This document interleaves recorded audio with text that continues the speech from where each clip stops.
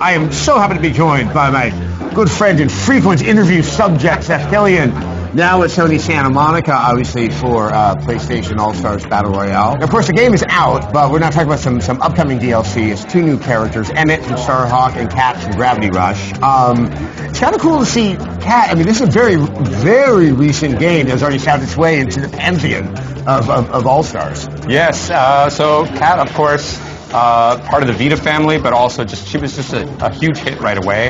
And Starhawk, again, when we were making this game, we knew what our initial lineup wanted to be, and then trying to figure out who was going to be great. And so Gravity Rush and Starhawk had just both come out and had a lot of buzz around them. We were all very excited about that. And more than just as characters, I mean, they're great as characters, but also they really added some unique gameplay elements, and that's really what we're all about.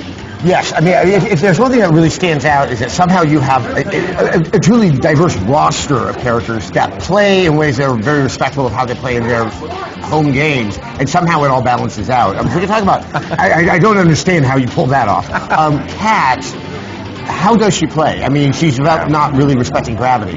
That's what we were so excited about, because we didn't have a character that had her kind of freedom of movement, so we've really gone a little nuts with Kat in the best possible way. So of course she can fly around the screen. She doesn't really have a double jump. She's got like this ability to dash like pretty much anywhere. A lot of sliding. She can stand on walls, of course, like Gravity Rush, but all sorts of moves. So she can summon chairs and junk like in a little field around her as she can in Gravity Rush, and basically everything you see her do will be from there. But overall, trying to capture that sense of freedom and primarily kick-based offense, because she's all about the kicks in Gravity Rush. Now, but what's the balance? Everything you just described sounds like she should just dominate that playing field. I mean, so how do you keep her in check?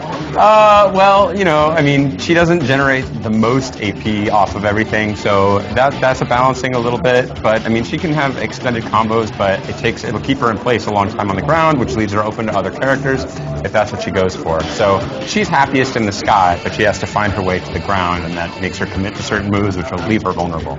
Okay, so now let's move over to Starhawk, which there's lots of guns. I mean, it kind of raises the same question. I mean, How does he play out, and then how do you kind of counterbalance that? Right. So Starhawk is a traditional shooter in many ways, which really punctuated by the key feature of the build and battle system, where he can basically, as you remember, drop down all sorts of things from the sky, whether it be walls, whether it be weapons, whether it be turrets. So we thought that was going to be fantastic for a character. So the team's actually gone a little nuts. So he can drop a turret that will shoot all over the screen. He can drop weapon pods that will give him new weapons that change all of his attacks depending on what weapon he has. Even the supers that he has will change based on the weapon that he's carrying at the time. And then you have to go back to your ammo depot to pick up new ammo.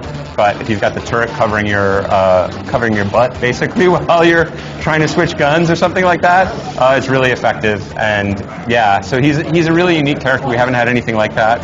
And he's all about stance changes, weapon changes, this kind of thing, and making the most of his turret to help him sort of cover the screen with bullets. So you have a woman who dashes without any respect to gravity, that keeps trash swirling around her, and you have a guy that can just kind of bring things in from the sky, put them on the ground, and has turrets and a gun. Yes. I mean, I kind of mean this seriously. I mean, are there characters out there that you kind of go like, okay, that might not be feasible? I mean, but it's rather impressive how you've incorporated all this into the game. Yeah, one thing I've learned about fighting games is that you definitely, at the start, you swing for the fences, and then you reel it back in, but you got to have that sense of fun. You got to have that sense of power. You got to have that sense of awesome, like, that is something I want to do. And both of these characters immediately had concepts behind them that we were both excited about. I mean, dashing all over the screen feels fantastic. Dropping stuff from the sky and having access to all these weapons is fantastic. And then, we'll tone it down where we need to tone it down. But those are both concepts we were really excited to have in the game, and they're just fantastic characters. All right, great. Well, obviously, PlayStation All-Stars Battle Royale is already out. This DLC, I know it's pretty early on. Do you have any sense when we might be playing it? We're saying early 2013, but the happy news there is that it's totally free. So it's free for 2 weeks. You can pick it up, even if you don't have the game, but you're thinking, well, maybe.